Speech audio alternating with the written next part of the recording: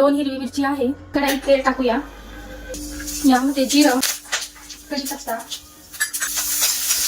दळलेली मिरची घालायची आहे। 1 वाटी रवा आहे, 2 वाटी पाणी घालूया। भरपूर अशी कोथिंबीर घालूया, चवीनुसार मीठ। छान आपल्याला हे पाणी उकळून घ्यायचं आहे।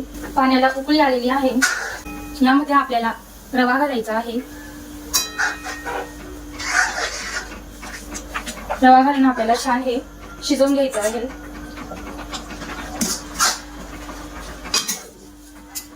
छान हे पीठ वाफवून घ्यायचं आहे। पीठ छान वाफलं आहे, गॅस बंद करूया। आता आपल्याला पीठ घ्यायचं आहे, हे गोळा गोल करत जायचा आहे। पाण्याचा गोट करायचा आहे आणि वडा तयार झाला आहे। सगळे वडे बनवून तयार झालेले आहे। बघा किती सुंदर असे वडे बनवले गेले आहेत। कढईत तेल तापवलं होतं, तेल छान तापलं आहे। आता आपण वडा सोडूया। वडे आपल्याला असे थोडेसे तेलामध्ये हलवायचे आहेत। एक साइड छान तळल्यानंतर आपल्याला ते परतवून घ्यायचे आहे। परतवूया, आपल्याला छान ते तळून घ्यायचे आहे।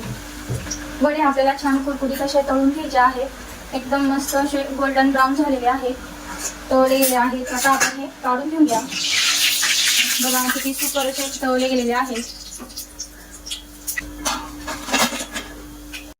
छान असे सुंदर असे वडे तयार झाले आहेत।